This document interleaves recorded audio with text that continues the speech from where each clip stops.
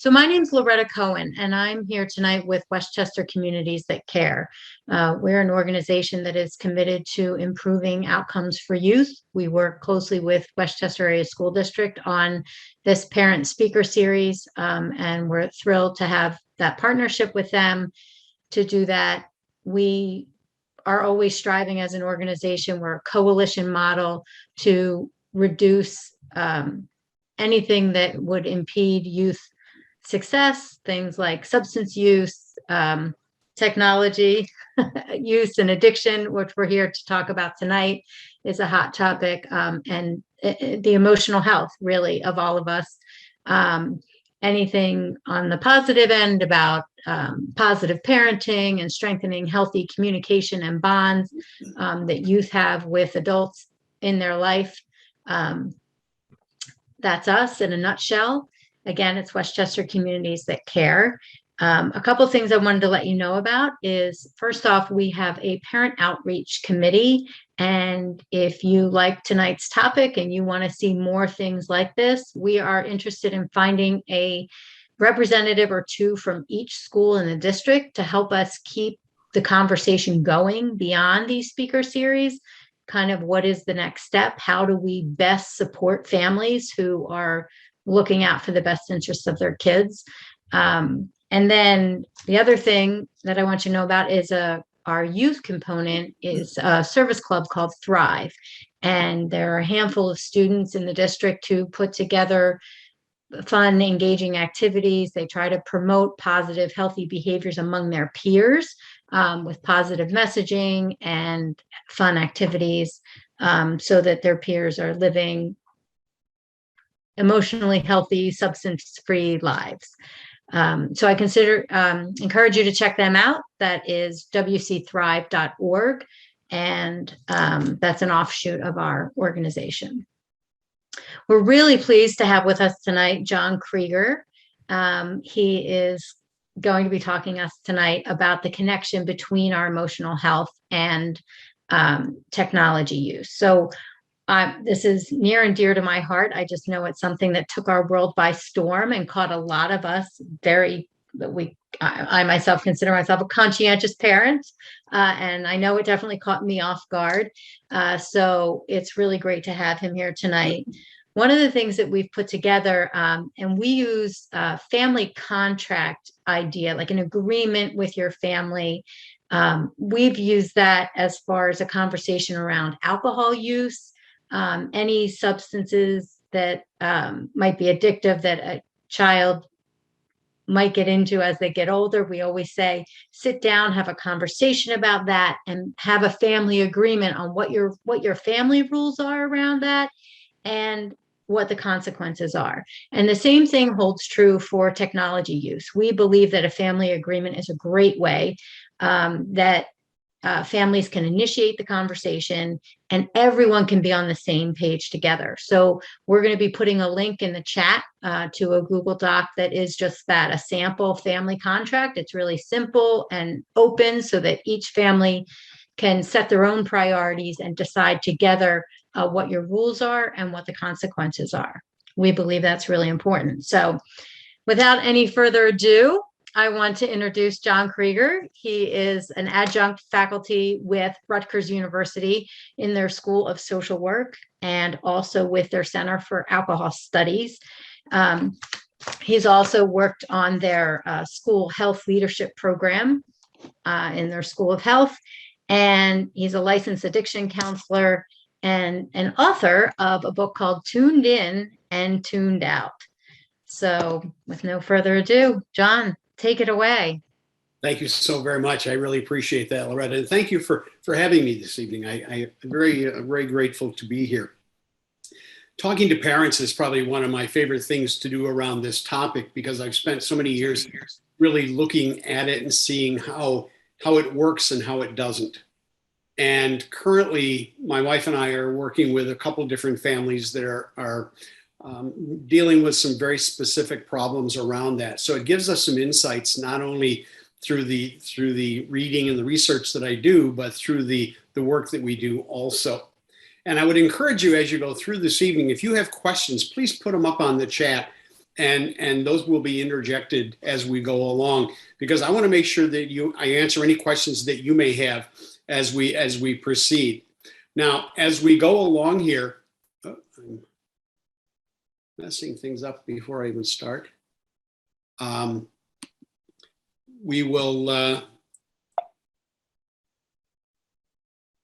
see if we can get that off of here.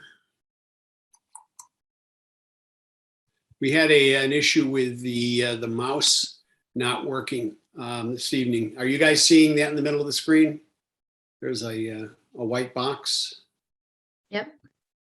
Okay. Not a white box. The warning, following information. No, yeah, no. I have unfortunately, I have a white box right in the middle of my screen. That's we do not see the white box. Technology is wonderful when it works, right? All right, I'm going to proceed here, and I'm hoping it doesn't cause me any problems. If I can't read something, Loretta, I'll ask you to read it for us. But let's proceed here so that this doesn't cause you any problems. The big thing here is that we are going to be talking about relatively adult content this evening. We do want young people to, if they are present, to feel comfortable also. So we're going to make sure that things are appropriate for students that would be, say, 13 and up. But I want you to think about the idea that as I do this presentation, a lot of times what will happen is we will have individuals who get about 3/4 of the way through the program, and they'll say, but what about all the wonderful things about technology? And I understand that. And I agree with that. I think that technology, we wouldn't be where we are today without it. The problem we have, though, is that when we are dealing with technology and we don't look at both sides of it, that becomes problematic. And right now we're seeing all the great things about it, but very often it's not until it becomes a problem for us that we pay attention to those other things. So we want to look at it and realize that that's why we're here today, right? Is to look at the downside, to look at the problems that it creates and the difficulties that we see on a regular basis. One of the things that we are seeing is that homeschooling, as most of you have experienced over the last couple of years here, has really thrown some kids. Some young people had no problem with it. Some had a very difficult time with it, and others kind of struggled through. So it really depended on the child as to what it did for us. But I can tell you that the uncertainty of it for many students has really created this kind of a situation, right? Fear, immobilization, where they didn't know what to do. Parents very often were immobilized, not knowing how to act or interact with it. Very often we're finding students today that are suffering from a lack of confidence in their studies. And some are even feeling kind of alienated and disenfranchised. So I think it's important to think about, as we look at this, what it's doing to us. And as we continue tonight, this is really the focus of it, right? Is looking at it and saying there's lots of different ways that this is impacting us beyond what we see. And for this end of it, right, the homeschooling piece of it, many of you are very familiar with this because you've dealt with it, you've had to struggle through it, and it's been difficult. As we look at the students, many students couldn't even get online. And this is causing all kinds of problems. And here's, again, a stat in regards to public schools and how many students were actually able to get on. And you can see that an awful lot of students didn't even have internet access.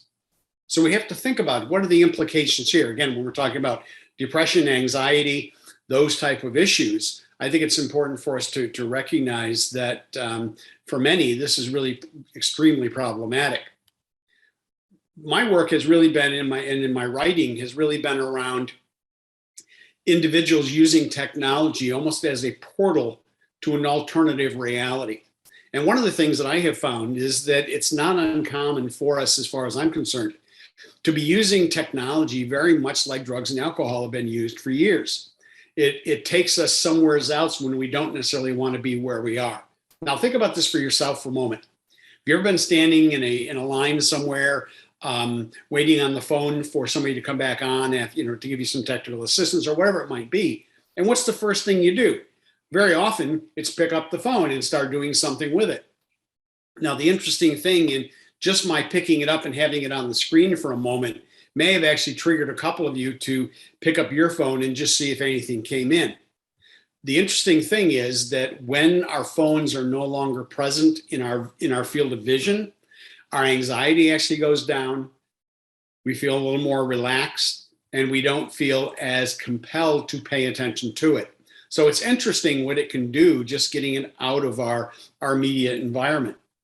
When we start thinking about the technology, I think it's important to think about it from a couple different perspectives. For some, it's just overuse.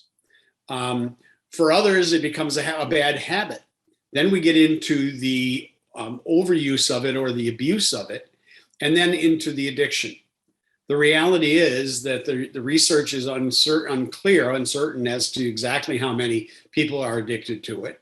But it probably, from my experience, is somewhere around the same as drugs and alcohol would be, somewhere around that 10, 15%, 12%, somewhere in there of individuals may be impacted by this at that level. So it's important to think about it from that context. When you start looking at internet addiction disorder, and again, this is not a recognized disorder yet, but it is being considered, it's important to look at the elements of it. Now, the areas that are underlined are those areas that are being looked at, right? Lack of control over it, causing some kind of distress because of the preoccupation, the mood changes that it brings, tolerance sometimes as we develop tolerance. And it's interesting with technology, there doesn't seem to be a top end to our tolerance. With drugs and alcohol, a person will either overdose or they will get to the point where it starts having no effect on them any longer. They get to that point where it just is ineffective. But with technology, the more we use, the more we seem to want to use. And that just keeps going up and up and up and up. And they really haven't determined a top end. So this is concerning as we start thinking about it from, again, that habitual use, that addictive use. What can this do to us? And the tolerance that develops, again, needing more of the same to get the same desired effect. Withdrawal is another one we're actually seeing. Now, even think about it for yourselves. How many times have you as a parent taken a phone away from a child only to see the child go ballistic? Well, in reality, there is a withdrawal factor here. So we have to look at that. Or if you go on vacation for a couple of days, or you go out of the house and you've forgotten your phone, what happens? Your heart begins to race, you begin to perspire, your breathing increases, you begin to obsess over that thing that you don't have.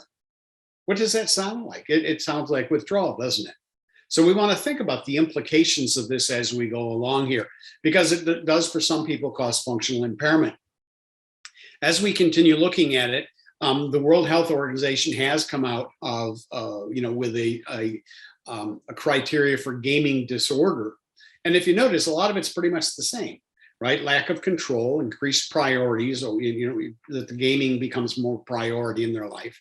It begins to take precedent. You have continued escalation, which would be your tolerance and the withdrawal aspect of that. And then continued use in spite of negative consequences, which is very, very familiar to anyone who knows about addiction. So we have to think about, the implications. Here's a little bit, when we think about those elements in here and we think about the anxiety in the classroom, one of the things we are finding is that when kids were going back to school who had been homeschooled for a period of time, many of them found themselves in a situation where they were really anxious going back to school. We also have some individuals, I work with a couple of different psychiatric facilities, and in working with them, the one thing that we discovered was that very often kids got very good at knowing what the criteria for social anxiety or school anxiety was. And that many of them realistically wanted to stay home from school and play video games. So they would, do some of their own research to be able to tell the doctor exactly what was going on with them so that they could stay out of school, again, from the school anxiety. However, what we're finding is through all of what we're doing here and all of what we're seeing is that this staying out of school, especially the gaming, staying out of school and gaming or just gaming extensively over the weekend is causing several problems. Number one, the more that people tend to isolate, the more they isolate. It seems to be kind of a self-fulfilling prophecy as you go into this. You're also looking at a thing called school avoidance. The more you're out of it, the less likely you are to go back to it. The harder it is to go back. right now, a lot of our kids, right, as you as parents or caretakers probably know, that when kids are out of school for a period of time, it takes some adjustment. There's a social adjustment going back into that environment.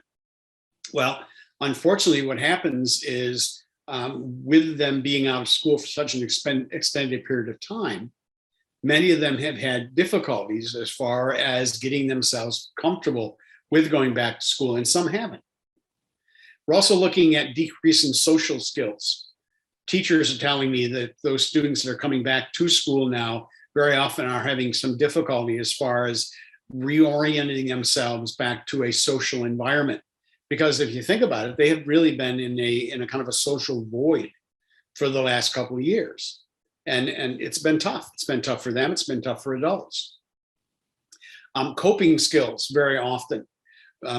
For many parents, because of the amount of time that they've had their students home, many of the parents who, even those that had really good plans for, and did really good things for help their kids cope with it, sometimes when they're home as much as they have been, it gets very difficult. So what you found was that many of the parents would just kind of give up and allow their students to be on the computer much more than they ordinarily would, because of the fact that just the amount of time that they had to deal with this. So we certainly can understand that. But what we're seeing is a lack of coping skills now, because they're so used to going back to the technology for soothing. And we'll talk more on that as we go. We're seeing increased incidence of anxiety and depression. The more individuals who are actually on their computer, and especially with social networking, the more that they're isolated, the more social networking, we're seeing increased levels of anxiety and depression. And like I said, we're going to touch more on this as we go along. Now, I wish I could see how many of you are on here right now, but if you could, just give me a yes if you have any difficulty sleeping. Whether it's because of the fact that it could be schedule, it could be just anxiety, it could be whatever's causing you difficulty.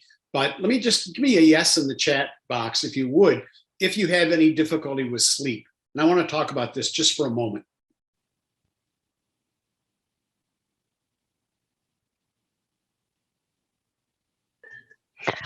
So I'm seeing some yeses in the chat and in the Q&A box for you. All right. Now, it's pretty common, quite honestly, that this happens. Almost every course that I do, I ask this question at some point or another. The difficulty with sleeping is that generally our technology is, what it does is it ramps up our nervous system. And as it ramps up our nervous system, it's different than watching television, because the television's across the room from you. And when you have your technology, your phone or your computer, where is it? It's right here in front of you. So as you're texting or you're watching a movie on here or whatever you're doing, because very often you're multitasking as you're doing this. As you're doing that, what you're doing is you're stimulating the brain. It takes a while for those neurochemicals to calm down when you finally do decide to go to sleep. The other problem you get into is that when you're on your device, being as close as it is to you, the bright light from it, and I can tell you this, I haven't seen studies yet to tell me the blue light's any better. What that bright light in your eye does is it delays the release of melatonin into the brain, which are your sleep hormones that need to be released as the darkening in the environment. If you start to see me yawn, it's because the dark, the darkness outside is showing, and my brain is triggered by it.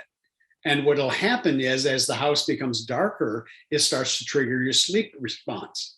So the problem we get into is that with that bright light, it delays that. So either you won't be able to get to sleep, or you'll fall asleep, but then wake up a couple hours later because of the melatonin hasn't really kicked in enough to keep you regulated. And what it can do is really throw off your whole sleep cycle.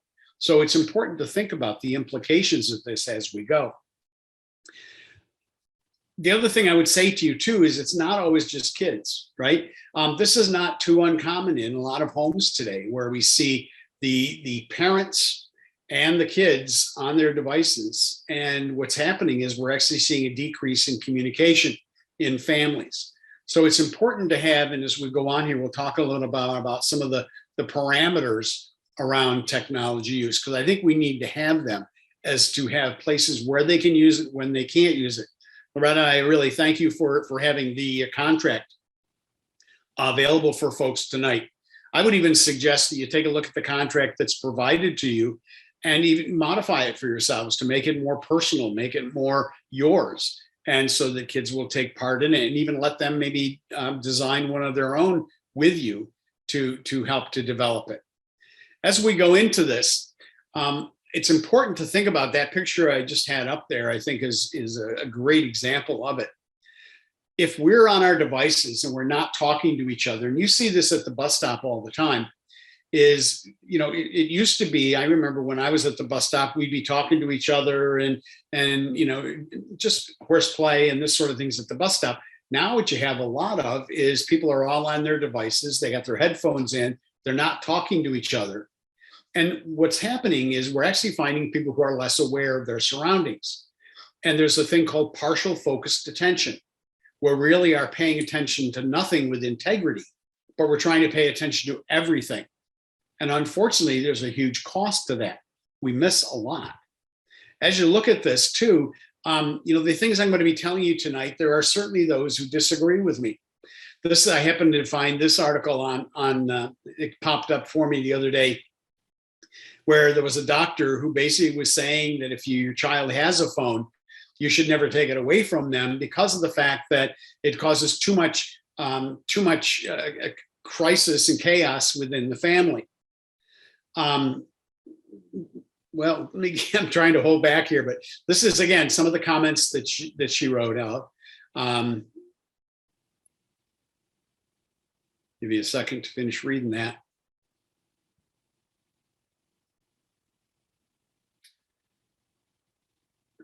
As we think about it, I really think, quite honestly, that kids today, they need our guidance, and there are times when you can do things and times you can't. I think also as a parent, just because you made a decision doesn't mean that decision may not have been a mistake. As a parent, I'm dealing with a family right now who gave their son a phone. He is 23 years old. He operates mentally at about a 7-year-old level. And again, it's a birth-related injury to the brain. But one of the things I want to have you think about is the fact that they gave him the phone, and what they've had to do is back it out significantly because of things that he has gotten into. Again, we want to think about the idea here is there's lots of reasons why a person should or should not have a phone. And I think it's, as we go through this, we'll talk more on that. I think it's important, number one, to delay having a phone as long as possible. Why do they need it? If they need it, that's one thing. But I can tell you there's an awful lot of kids today who have phones that don't really need them. So we need to think about how, when do they need it? How old should they be to get a phone? I think it's important to think about the mental age of the child, the maturity of the child. Quite honestly, I know some 15-year-olds that shouldn't have phones. And I do know some 9-year-olds that would be perfectly fine with it. So we have to look at that and think about the type of phone. I would say to you that I would recommend that a student get a phone that's compatible with, number one, their mental age, their maturity, but also their need. Why does a child who's young need an iPhone? As soon as you give them an iPhone, they have access to all the information in the world, quite honestly. And I don't think 9-year-olds are ready for that. As we start looking at the phones and start thinking about the questions of phones, one of the ones that's come up for us lately is a phone called a pinwheel phone. And the pinwheel phone operates with an app called Bark, B-A-R-K. And this is the phone in the app that we have found extremely effective for this young man who was, again, getting into the problems with his phone. But there's nothing wrong with having a flip phone. There's nothing wrong with having a phone that looks more like an iPhone, but doesn't have all the features. I would talk with your providers about this and see if there's any guidance they can give you. But I would say to you, don't give any more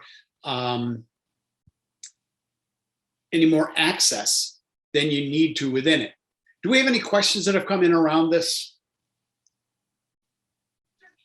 So we do have one thing that has come in, and it says that many of your comments are pertaining to students who have experienced school, then transitioned to the new norm of the pandemic.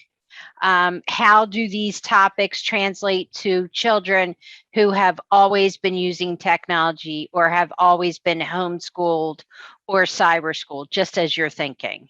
Okay, no, I appreciate that, and thank you for that. One of the things that I would say to you is, when you're homeschooling and there's such a reliance on the technology, I think that's important. I think it's important to, again, have some parameters around that to be able to say that there are times when you can use it and times you don't. You use it and using it in certain environments. And we're going to talk more on that too as we go along. So bear with me just a little bit. I'll answer the rest of this as we go. But I think if we look at it, we need to think about the idea that when children say things to their parents, like I had a parent recently say to me that I told my son to go outside, and he said, "Why? What's out there to do?" I think that kids need to be coached on what to do outside, what games to play, how to be interested, how to get involved in it, how to study it or whatever. Hikes in the woods are a great thing to do with kids. So I think that there's certain things that come up that we have to think about. And having a balanced use of technology is important. Loretta? Yeah, I also wanted to comment on the screen. You were saying at nighttime that it was hard and people are having trouble sleeping and kids are having trouble sleeping. Yep. I recently heard an ad for melatonin for children. Oh, yeah. And I just realized, right, we're now providing them synthetic melatonin or what, and I'm sure they bill it as all natural, right? But we're trying to add melatonin in, and I think it's something just to be really aware of. The reason kids need that, or people feel they need that, is probably has a lot to do with this screen time, whether it's phones or televisions or anything else. That's all. Yeah, no, and I agree. I appreciate that, because one of the things you want to think about, if it's not a problem, you wouldn't have to find a solution. So we have to think about the idea here is, why do they need to have melatonin? If they're winding down well before bed, if they are not on their technology right up before bed, if they're doing those things, those are things that could help so they don't have to rely on it. Let's continue on here. And I think I'll answer some more of your questions as we go along. I think it's important for parents to recognize that it's the parent's phone and not the child's phone. The child is not the one who works for it, pays for it, and has to be responsible for it and what comes in on it. The parent is. So it's important for parents to recognize that the phone is the parent's phone, not the child's phone. They can use it if they earn the right to. They can use it if they use it appropriately. But the thing is that it's not the child's phone, it's the parent's phone. And I think it's important for families to have rules: when, where it's used, how it's used. Things like not during meals. There should be no technology use in the bedroom. Why? Because of the fact that it's too easy to get into problems. If they do go into the bedroom, the door should have to stay open. And when at night, when everybody charges their devices, one of the things I advocate for strongly is bring all devices, this goes for parents and kids, out into a common area where you can charge them there. Usually the biggest complaint I hear from parents is, what about, I use it for my alarm clock. Go buy a cheap alarm clock. The idea here is you want to model for the child what you want them to do. And if the rules are different for them and for you, that's difficult for kids to understand. So a lot of times what I tell parents to do is just model it for them, right? You do the same thing. I think it's important also to be right up front as far as the rules are concerned. Have it written right into the rules that it's your phone. You will check where they go, what their histories, what they're doing on their histories. You'll check and see who they're chatting with. Because again, if they were going out of the house, wouldn't you want to know who they were going with, where they were going, and maybe even check on them once or twice? The reality here is that I think it's important for us to be upfront and say, I'm going to check it, not because of the fact I don't trust you. It's the fact that your brain is not fully developed and you're going to make foolish decisions sometimes. And, it's my job as a parent to try to protect you from that. So as we go along, I think it's important just to think about it. The other thing too is that when it comes right down to the phone being used by the child and being available to them, I think phone use should be based on positive behavior. I don't like taking phones away from kids. I think they should earn it for positive behavior. So for certain periods of positive behavior, they would get it. Then if they don't get it because of negative behavior, you didn't take it away from them. They took it away from themselves. I would also say to you that I would combine that with some interpersonal interaction, some activity, doing something with them as a reward that is something they enjoy doing. So I might, if you have a good week and you do these certain things, then we'll go shopping together. We'll go fishing together. We'll plant a garden together, cook together, whatever it might be. We'll go someplace to a movie or whatever it might be. But it's some face-to-face interaction with you and them so that you can just increase that. Now, a few other things for you. The American Academy of Pediatrics basically says that no child under the age, I believe I have 2 on the slide here. It's being blocked by a couple of things. They have vacillated. They actually started out with 3, then they dropped it to 2, and now I understand they're actually thinking about 15 months or a year when children could be exposed to media. I think we need to wait as long as possible for our kids to be involved with it. Other than music, they really don't need it. The thing I would also say to you is the recommendation is if they're going to watch television, that they watch some of the slower stuff on TV, public television, even something I used to say Disney, but even some of the newer Disney stuff is getting much faster paced, and to me that's somewhat problematic. But when we look at the earlier or the longer we can keep them off of this, the better it is. Right now, there's a number of treatment facilities around the country for technology addiction, and when I talk to the folks from those centers, what they tell me is they would like to see children not exposed to any kind of electronic media. I mean, I'm talking computers, phones, that sort of thing, until they're at least 5 years of age. Now, that does not count talk as far as Skype and FaceTime and that sort of thing, where you have family members in other areas of the country. I'm talking about actively involved on it. So I think it's important just to, again, think about these things. We want to keep electronic use down to a minimum. This goes back to, I guess, the homeschool aspect of it.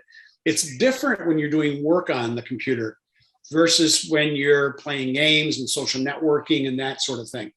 The other thing I would also mention to you is that being involved with social networking while you're studying decreases the focus and attention of the study.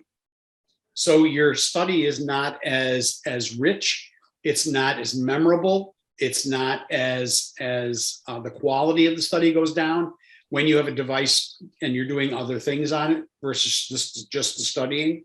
So I think it's, again, important to think about what are we doing and what are some of the parameters around it. This one I already touched on, so I'm gonna go past that. One of the things I want to talk to you about just briefly here is a thing called supernormal stimulus. Now, this is not a common phrase for most folks, but I think it's important enough for us just to spend a minute on it. What happened was, back in the 30s, they actually found through some animal studies that there was a unique thing that happened, that when an artificial stimulus, what they did was they took an egg and they put it in a bird's nest. And the egg was just a little bit bigger, just a little bit brighter, just a little bit more than what the natural egg would be. And what they found was that the bird would actually abandon its own egg in favor of this more stimulating egg. Now, the thing is here, we want to think about the idea, doesn't technology provide us with a stimulating environment that is just, it seems like it's real life, but it's more. So as we go into this, I think I want to, again, think about the implications. And a lot of industries use this, by the way. And when you look at these nuts down here, most folks would, the pecans here, I love pecans, and they're one of my favorite snacks. However, I really have to think about it when somebody brings these in. Now, if you think about it, again, more variety, more color, a lot of sugar, all of these varieties. And I mean, which one's more visually stimulating? Well, the donuts are, certainly. So we want to think about the implications here as we go along. Which one has more nutritional value? Well, I can tell you, it's probably not the donuts. So as we go into this, we want to think about just the implications here. And where has it taken us? If you think about the gaming, here's Pong, right? Most of you remember that at some point. But what's gone on with gaming? Now, you put yourself in, you create avatars. The gaming is very visually stimulating. And you can even play it in real life, right? So as we go into this, we want to think about that the technology, what it does is it provides us with this overload of stimulation that when we compare it to real life, seems to be so much better. We also want to look at it and recognize the fact that every time your phone beeps, buzzes, gives you a like, any of those type of things, what happens in your brain is you get a little shot of dopamine. Now, dopamine realistically is the chemical in the brain that's that feel-good reinforcing chemical that tells you, I want to do this again. That's why, in drugs, dopamine, serotonin, there's a variety of drugs that basically are those feel-good chemicals. Well, this is the same chemicals, lesser in intensity, but it's still there. One of my concerns is, are we overstimulating our kids and really setting them up for compulsive or almost addictive behavior in our use of our technology? Because again, they're getting that drip of dopamine on an ongoing basis. And again, it's not always stimulating in the way we think about it. Here's one. This is a picture that somebody sent me, a friend of mine sent me. He said he thought I'd be interested in this. What you have is you got the mother on the left picture here with the baby squirming around. Now she puts this little device up on the wall where she can set the cell phone in. And now the baby lays there quiet and serene and watches the video. Well, there's a reason why this is happening. And what they're actually doing in hospitals today is they are actually trying it out. And what they're finding is that it tends to be basically a disassociative. It has a reaction that gets us totally absorbed into what we're watching, totally absorbed into what we're seeing, and disconnects us from the world around us. And what they're actually doing is using this prior to some surgical procedures, some minor surgical procedures, to get people so that they are more relaxed going in. And they're finding in many cases it's as effective as some of the sedatives they used to give. So as we think about what this is doing to us, how many of you ever walked into somebody who's on their computer or on their phone or something and said something to them and they had no idea you even were there? Well, I mean, we think about this and realize that there's a lot of times we miss things in our environment because of the fact that we're on our device and we're just not connected with where we are. Look at driving under the influence of technology. I mean, it's the same thing. A lot of times we think of it in the terms of like the top images here where somebody fell in a fountain. This is a young lady in Beijing who fell and got her leg trapped in a grate. The bottom picture here, unfortunately, is my daughter. This is Sam. She was 27 at the time. She was driving home from a flea market she had gone to. She had was on her way back. She was living out behind the Magic Kingdom in Florida. And as she was driving, there's a 3-lane road where you've got your lane, you've got the other person's lane, and you got a lane in the middle for passing or for turning, excuse me. Well, the person passed over the center lane, over her lane, went off the road, came back on, hit her head on. And this is 2:00 in the afternoon. There's no other explanation for it other than distracted driving.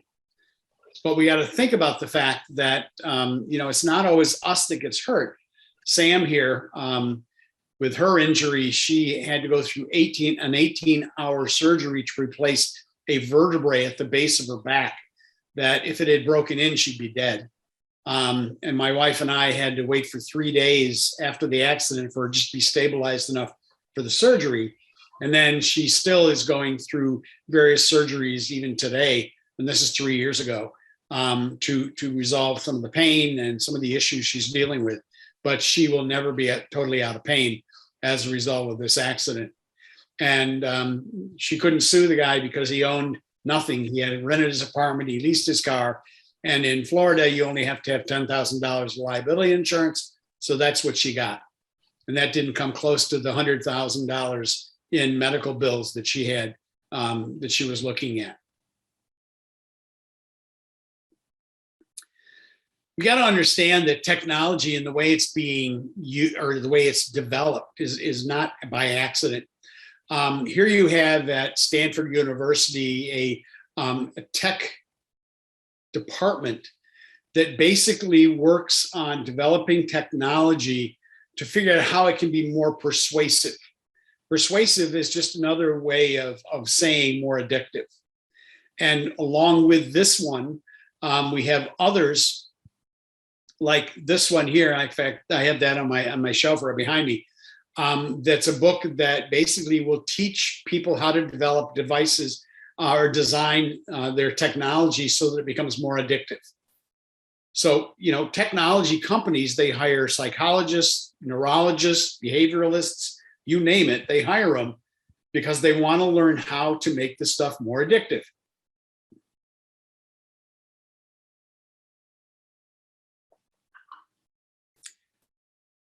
As we continue, I think it's important to think about the fact, again, we're getting this continual drip of dopamine. It is very often disconnecting from us, from our environments. It's disconnecting us from other people. Very often we are having more and more difficulty as far as communication is concerned. And in fact, some of the organizational work that I do, that's one of the primary issues that I work with some of the leaders in those organizations, is a decrease in communication within the offices because of their technology use, an over-reliance, if you will, an over-reliance on texting and emailing. But what we're finding is, again, the more young people tend to be on their technology, the more risk there is for mental health issues. And by the way, it's not just kids, right? It's easier for us to talk about kids because then we don't have to over-identify. But the reality for us is that this is true for adults also. I mean, this just came out within the last couple of weeks here when they started looking at Facebook, Instagram, LinkedIn, you name it. There's all kinds of Twitter even, where there's all kinds of different implications here where the tech companies actually know that this is problematic, but they continue to push it. One of the things we are finding is that the more time someone spends on social networking sites, the greater potential there is for depression.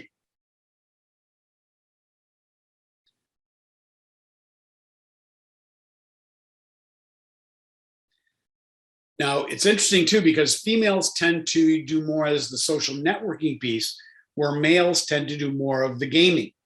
So we're gonna get into gaming here in just a couple moments. So lots of different stuff is suddenly coming out on this. My biggest problem is that where have these people been all this time that are speaking out now? Again, whether it's the social dilemma, where you had tech folks coming out and saying suddenly that they suddenly realize that their products are causing problems. There's a lot of us that have been talking about this for years, and quite honestly, getting kind of beat up at conferences and on the internet about it. But I think it's important to think about the fact that there's research that has been done on this, and we got to take it seriously. When we look at the technology, we have to look at, again, some of the ways that it's being used that causes the problem. Here's a TikTok challenge, and there's been lots of these type of things out there. just as you read through these, any thoughts that come up for you? Again, these are projected on TikTok for you to go on to videotape yourself doing these things and then to post that online. Because the more bizarre the behavior, our brains tend to click into that. It's interesting when you look at positive news versus negative news online. Which one do you think gets more attention? The negative. That's why the news media, basically doesn't focus in on good stories very often, because they get far more attention giving you the negatives. So, any thoughts as you look through this?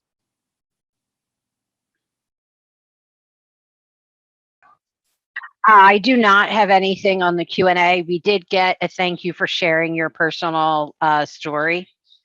Oh, you're welcome. You're welcome. Thank you. Thank you for being here to hear it. Let's take a look at these are the, as a school personnel, I would be very upset by this. I would be really very concerned because there's a variety of issues here that come along with this. Number one, I think it's important that we look at just what kind of disruption does this cause within the school environment.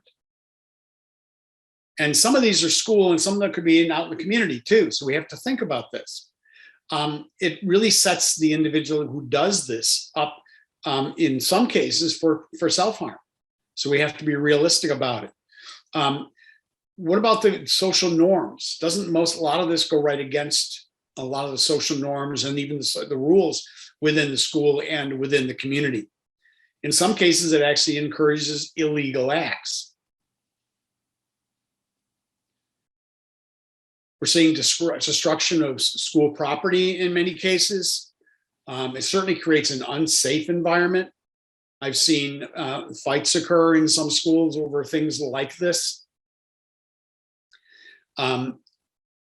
Just the objectification of various individuals.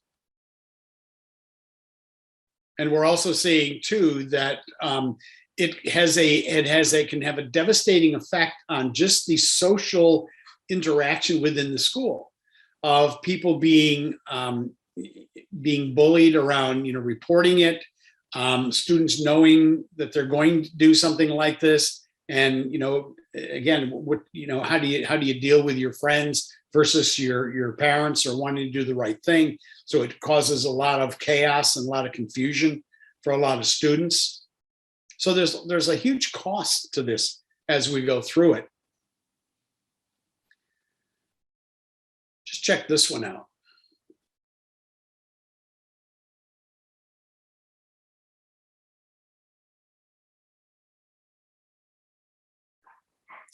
Almost every one of the leaders of the tech industry either will not allow their kids to be on their technology or will significantly and severely limit it.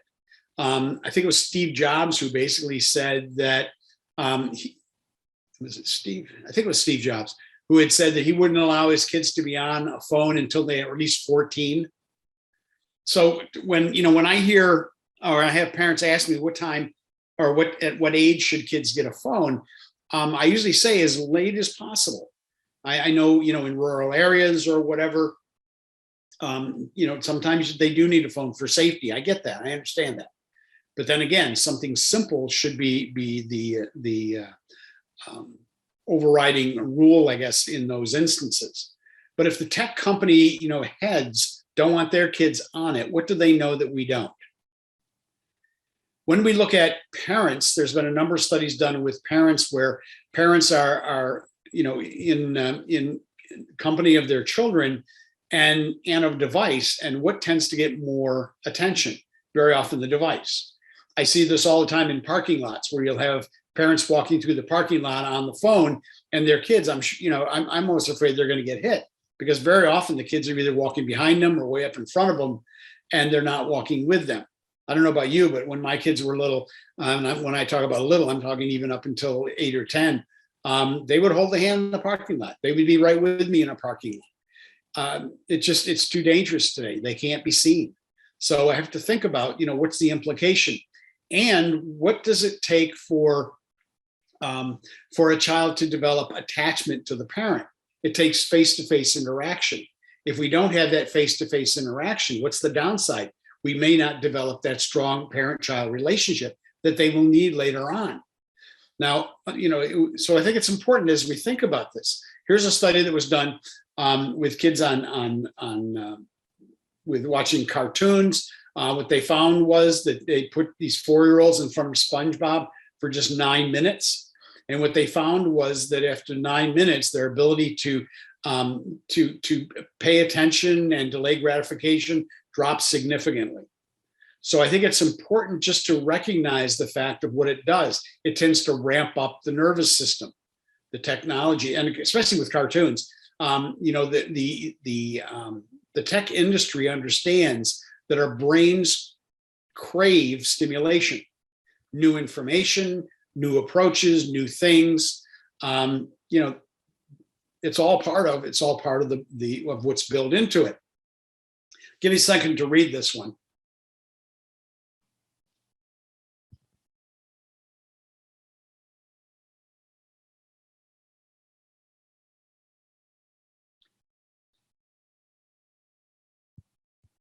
So when we start looking at the brain areas, again, impacted by gaming, the areas that are important for emotional control and aggressive behavior, especially if someone's playing a high level and plays often video games, what it can do is it can actually start shutting down some of those emotional centers. I have parents that tell me they can tell when their kids have been playing a lot of video games that they tend to be more argumentative, they tend to be more belligerent, they're more detached. It's just not a nice thing. And I wanted to show you this because this is one of the first ones out in 2011, but the new information is coming out that's basically saying the same thing. And in here, it's even showing that children on media are actually having white matter in the brain impacted. So what is this going to mean for them going forward? I can't honestly tell you that we know. But the problem is I want to give my kids certainly all the advantage that they can get. And the problem is, what do they need to learn is they need to have lots of experiences in lots of different areas. And unfortunately, just having that little box in front of them does not provide that. So as we continue, I think it's important to think about, what the implications are. As we look at what's available for kids too, excuse me, and we look at the anxiety and depression aspect of it, I think it's important to think about what kids have access to today. You can literally go online and watch beheadings. You could go on and watch violent videos of animals tearing each other apart or people fighting. You can watch violent videos online. There's more and more of this showing up. And again, it's the overstimulation, right? The more we can ramp it up, the more we can have the eyeballs on the screen. And that's what happens. What are they actually buying? They're buying your time. Because what happens is if they buy your time and get you to watch longer, they get greater advertising revenue. So we have to recognize the idea here that the longer they can keep you looking at something, the better off it is. That's even why they came. Have you noticed it used to be where you would get to the bottom of a page and you'd have to go out of an article or whatever to go to the next article. Now what happens? You've got an article that goes down and then that leads right to the next article and into the next one. It's called continual scroll. That continual scroll just keeps you feeding new information upon new information to keep you involved and to keep you engaged. Lots of different things. So we got to think about the idea that just because you can do something doesn't mean you should. And I think this is a really important thing for young people to learn, is that you will be provided and the opportunity to do lots of things in your life. But just because you have the opportunity and you can do it doesn't mean you should. So we have to think about what's the implications. When somebody watches violent videos, when somebody plays violent video games over extended periods of time, what we're finding is that for some people, this can actually cause vicarious trauma, and in some cases, actually PTSD. So we have to think about what's the implications of what we watch? What's the implications of what we see? what I tell parents to do is, if you're going to allow your children to have video games, it's important that you do two things, or actually one of the two. Is one would be to play the game with the child, because that way you can see as they work through various levels what shows up. Because sometimes what shows up in the beginning of the game is not what's there later on.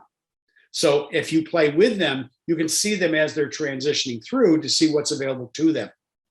The other thing that I would say to you is it's important for you to at least sit in, observe, and listen to what's going on.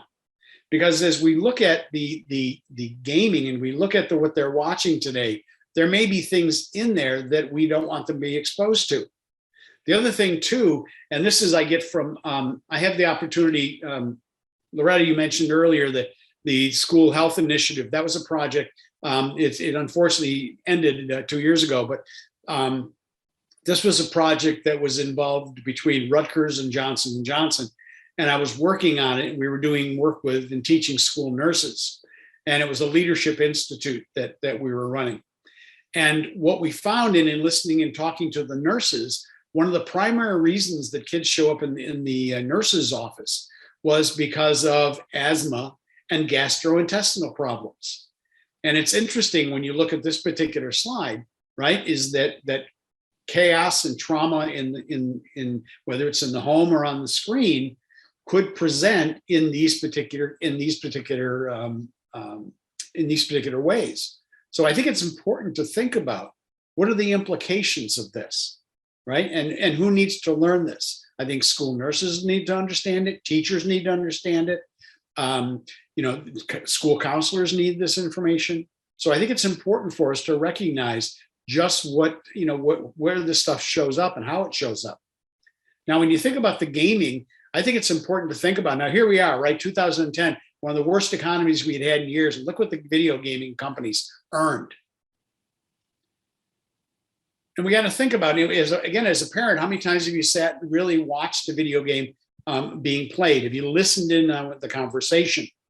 Grand Theft Auto, for instance, there's prostitution that takes place in it. This is a point where somebody stomps somebody to death and you get points depending on what kind of shoes you wear. In other words, if we wear steel-toed shoes versus sneakers, or how many times you kick them or where you kick them, you get points, right? Just a game. Here's the video game where they're teaching, basically showing how to do headshots because they're more deadly and you get more points. What are the implications for this? And a lot of the video games are extremely violent. This image right here is probably one of the tamer ones, actually, because so many of them today are so lifelike, you can't tell the difference between the rendition on the screen and real life. You have to look at it for a few minutes to really take a look and see what it is. And in some cases, you'll see things that are just, totally inappropriate. Here's a rape scene in Grand Theft Auto. So here's a question for you, and do me a favor, answer this one if you would. What's the average age of a gamer? Just give it to me in the chat if you would, and you can tell me, kind of the average. What are we seeing as far as numbers are concerned, or what's the range? So I see a 14, a 13, a 34, 13, 11 to 23, 12 to 16. We really have a lot of different answers here. Okay, 10 good. to Good, 36. Yeah. Mm-hmm. Okay. First, let me just tell you, the average gamer is 30. So that means your 7, 8, 10-year-olds are playing with 30, 40, 50-year-old people. So what they're being exposed to is they're being exposed to adult conversation, adult situations, abuse, possibly. All kinds of issues can come up. And again, most parents are not aware that when kids are online, they're not necessarily just playing against other kids. Now, I did see a question that came up. Was that something in addition? No, there was a comment that says all seem to be promoting to promote violating something. That was when you were talking a little bit ago. Okay. Yeah. I would, again, you want to think about the idea here is the more outrageous you can be, the more almost antisocial, right? The more cutting edge as far as the upper limits of social norms, the more you can confront that, the more attention you tend to get. So, this is a lot of what people are trying to do is just, it's trying to get attention, but they're also trying to keep people engaged. And the brain is always looking for how far can this go? I had an opportunity to look through as many school shootings as I could. And I found that in almost every case of a school shooting, the shooters practiced playing video games, or very often it was would videotape themselves doing some type of an assault. And then they would just watch that over and over and over again. Again, think about back when that slide, in 2011, what areas of the brain are shut down? Judgment, rational behavior, right? So we got to think about what are the implications. And then you have things like this that are coming out. I don't know if you've watched this or seen this at all. If you want to be grossed out, this is one to see. As a parent, I would encourage you, if your kids are talking about this or if you hear about this at all, go on to Netflix and see if you can watch it for just a few minutes. It was one of the grossest things I've seen in a long time. Just violence for violence sake. So, and this is going to be a video game. They're turning this into a video game. There's all kinds of buzz online about this game. But you'll hear this in, comedians making fun of it and different things. But if you're not familiar with these, you need to be. But this is a program on right now on Netflix where, again, it's just violent, violent, violent. And the problem we have is that kids will get a hold of it. They will start playing these things out, and where does it take us? And to me, the biggest and the scariest thing is they actually want to make this into a video game now.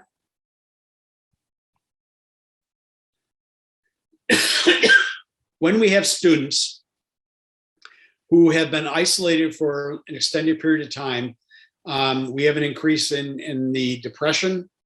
We have an increase in their anxiety. We also have an increase in certain areas of thought that are based on the information that they get. Remember, we talked about just a few minutes ago about the Facebook and the Instagram and this, where the whistleblower was out and just recently talked about this. One of the problems with technology is if you show an interest in anything, it will start pumping you that type of information.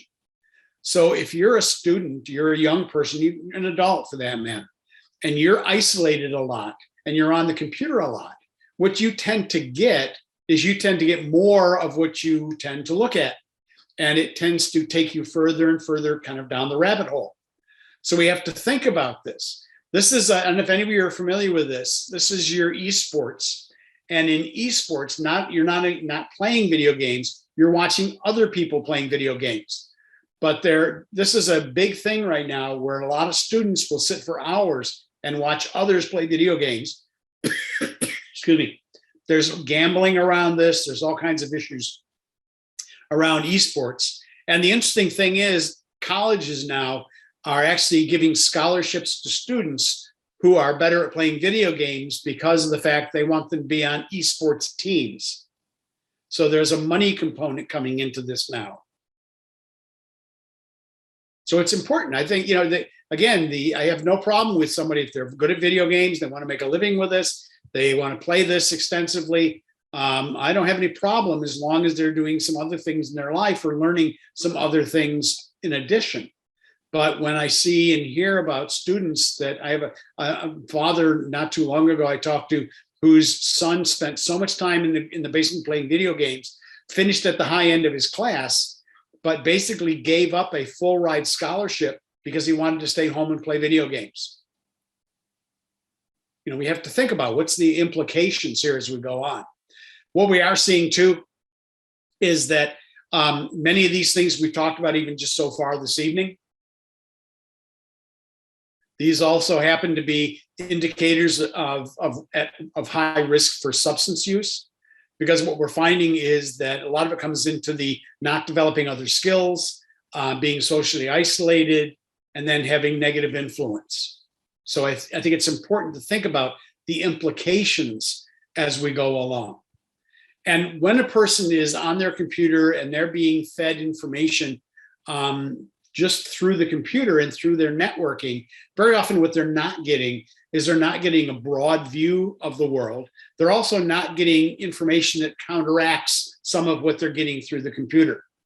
And one of the things that we're finding is that when, during the pandemic here, especially, that the online predatory behavior skyrocketed. So it's important for us to recognize this is why I say, I don't think any student should be in their room with the door closed. If you, as a parent, if they want to go into their room, it's your job to go in and check on them periodically, just see what they're doing, see who they're interacting with, see what's going on. Because many of these kids are interacting with people that are not the people that they think they're interacting with. Check this out. I was just the good girl of school. I didn't ever get in trouble or anything like that. I was just freaked out. Ashley Reynolds had just finished her freshman year in high school when a stranger suddenly started threatening her with text messages. "I have naked pictures of you. They're going to be sent to all your friends." And the threats kept coming. "I need you to take pictures in your bra if you don't want them to see you." I knew there was no picture of me, not to my knowledge at least. But Ashley, who was only 14 years old at the time, remembers falling victim to the mind games of a sexual predator. He was almost manipulating my mind to believe that he did have some pictures of me. So I didn't know, maybe I had my laptop up and I know maybe I was changing or something like that. The man behind those threats, Lucas Chancellor of Florida, now in prison, serving 105 years for an extortion scheme to produce child pornography. All right, I'm going to stop there. But one of the things I think is so important, I've been involved with this stuff for lots of years. I was actually at one time trained by the New Jersey State Police as a sex abuse investigator. And so since that time, I've been involved peripherally with this. But I can tell you, it's amazing how many times young people think they can get themselves out of something once they get into it. Or they're afraid to go to their parents because the parent is going to get mad at them or whatever. This is why I think it's so important that you let children know right up front that you're not there to police them. You're there because you care about them. And if they have anything or they see anything online or something doesn't feel right, they need to be able to come to you and know that they can talk to you. Because this is the brain, age 5 to age 20.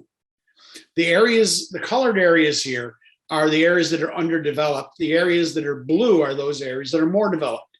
If you notice at age 20, you still have some undeveloped areas. So we have to recognize the fact that, children are not just small adults. There's a lot of brain that has not been developed. So the chances of them doing some foolish things is certainly there. And it's not because they tried to, it's because the brain is underdeveloped. So I think it's important for us to think about as we go into this. We need to be there to protect them. We also need to protect them sometimes from themselves, because when students are spending an inordinate amount of time, it increases the potential for self-harm. So we do have some questions before you Please. go Yes. into this next part. Not a problem.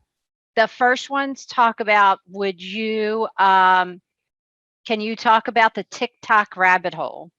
That's the first two. The problem you get into is that when people go online, people will encourage them to do something bigger, something better, something bolder. And what this does for a young person is, because of the underdeveloped brain, it very often will have them start doing things that are dangerous or sharing information that is it's information they shouldn't share. So I think it's important. It's not just TikTok. I can tell you, it really is it could be anything, Facebook, you name it, it's possible.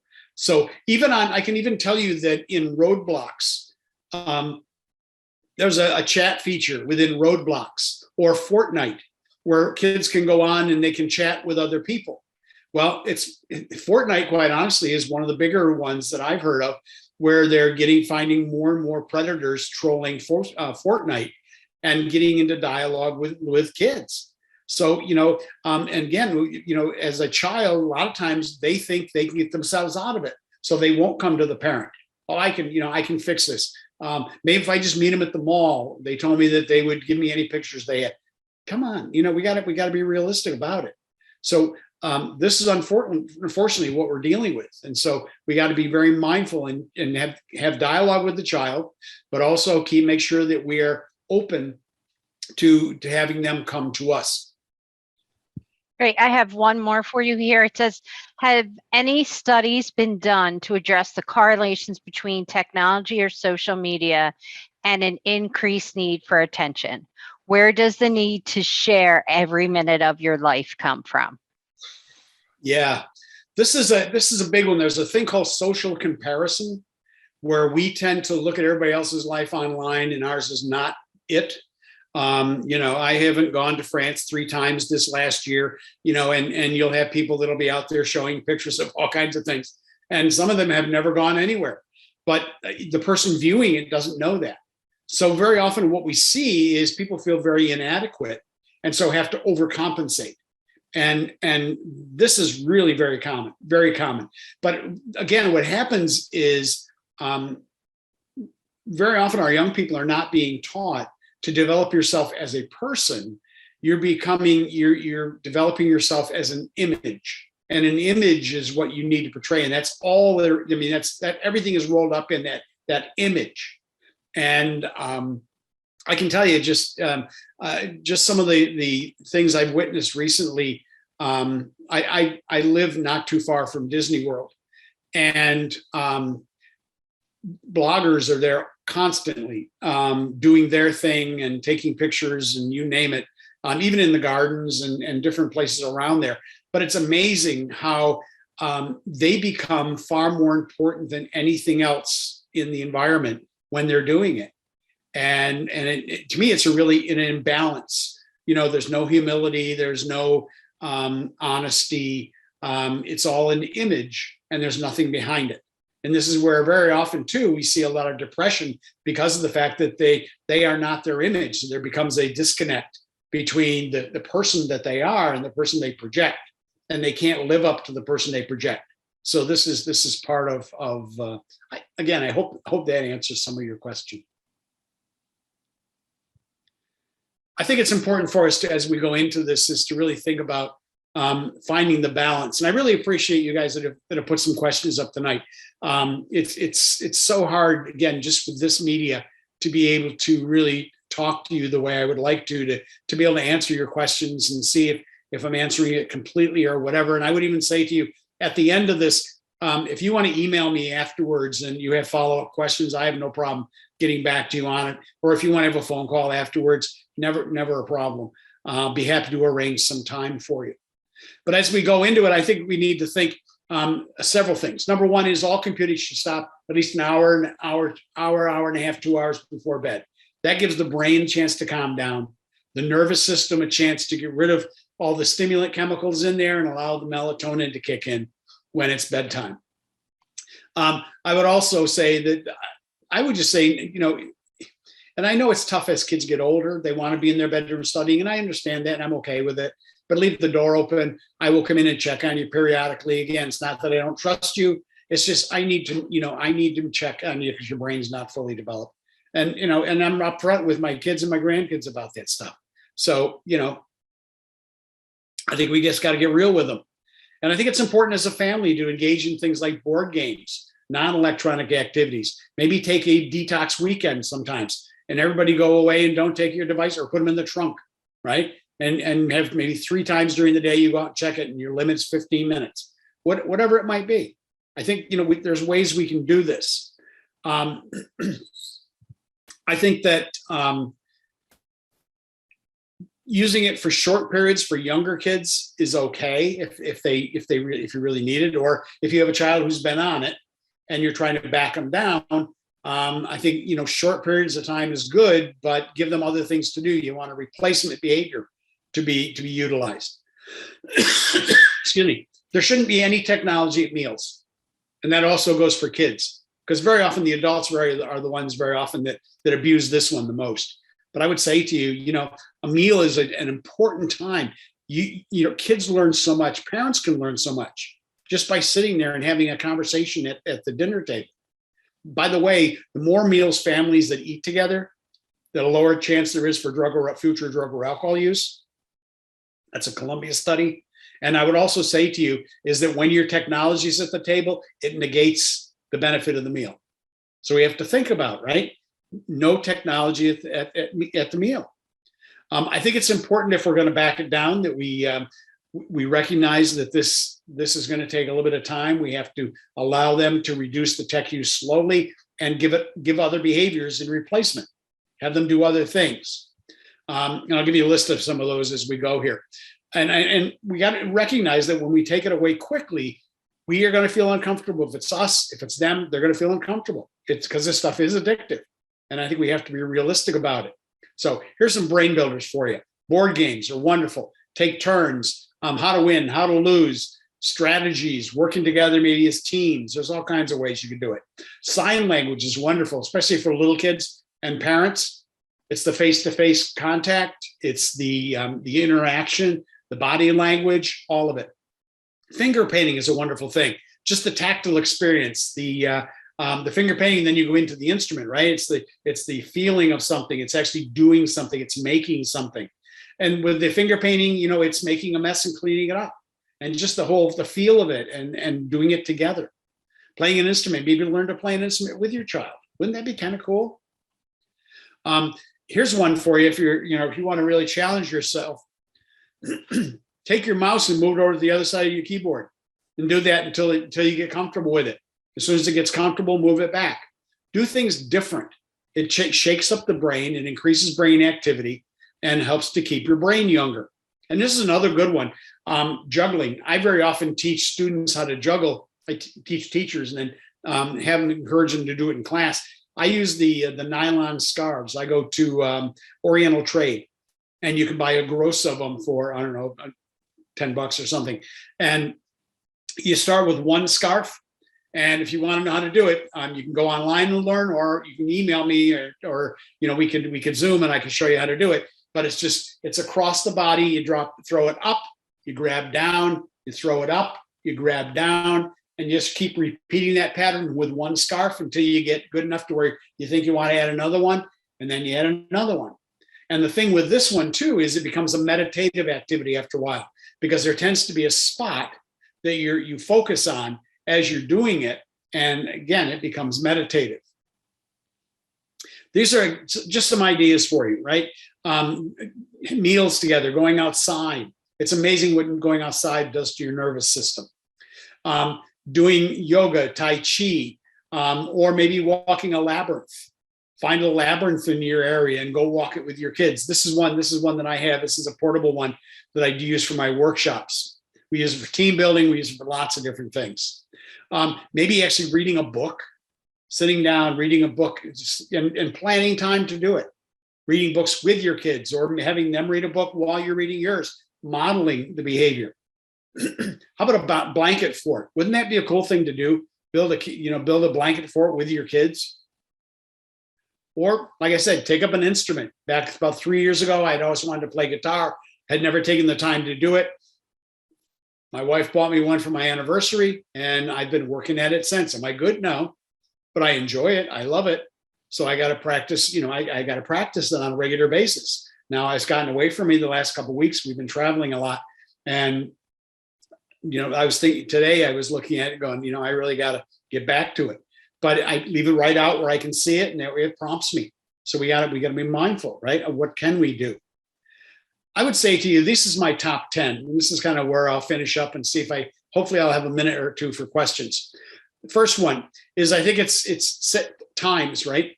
Times when you can use it, a limit for the time, how much you're going to be on your phone. I think time limits are incredibly beneficial.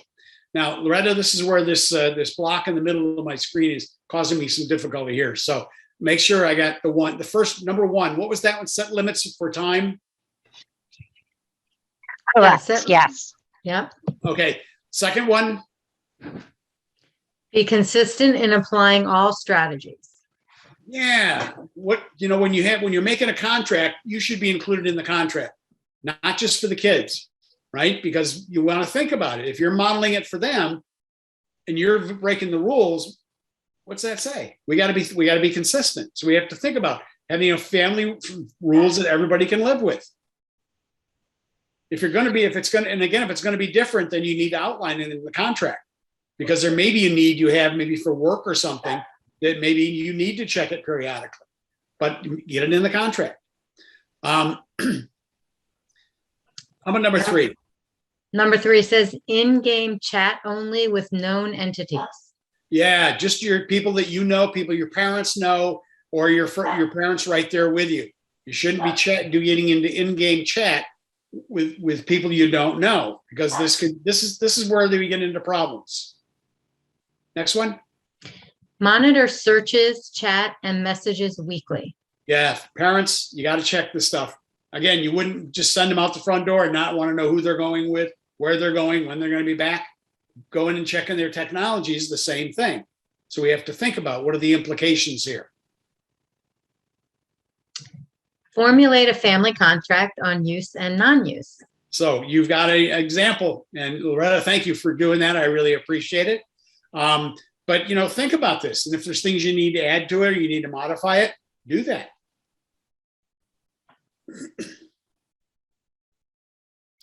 Model the behaviors you want from your kids.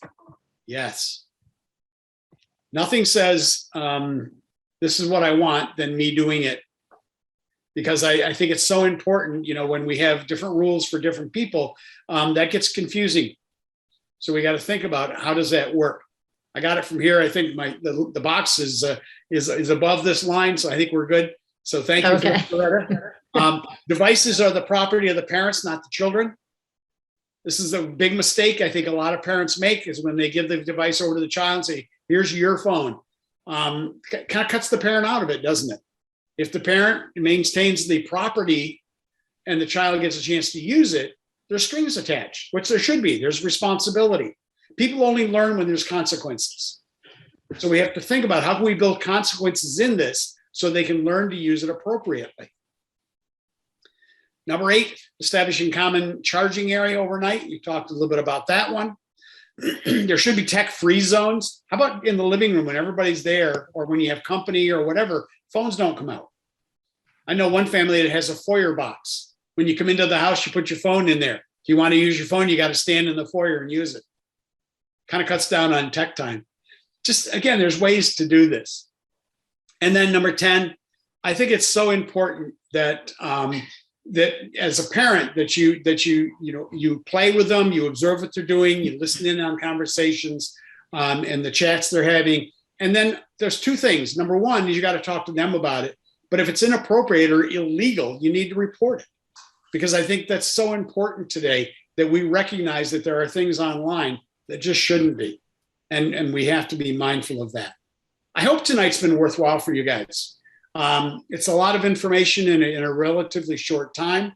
Any questions or anything before we go? I got another minute or 2, I'm sure. No, there's just some thank yous and just saying that they loved you, gave great answers on everying. So well, thank good. you. I hope. I know sometimes the questions are usually great. I'm not sure the answers always are. But I think that, as you think about all of this stuff, if you have other questions, please email me. You can give me a call or whatever. My information's right down here. I am accessible. Be happy to give you any guidance that I can. But I just thank you for being here tonight. I hope it was worthwhile for you. I had a great time. And again, thank you guys for inviting me. I really appreciate it. Can't thank you enough. John, thank you. We're so grateful. Such an important topic for us as parents. And again, I want to remind everybody of our coalition's Parent Outreach Committee. If you have any interest, I put a link. Actually, I'm going to put my email in the chat right now. These topics and how we move beyond what we heard here tonight and continue to be supportive to parents with topics like this and others. That's really what we want to look at. And we would love to have representatives from each school involved so that we get it out throughout the district and not just the people who are on this call tonight. Thanks again, John. Fabulous presentation. Thank you very much. Thank you, guys.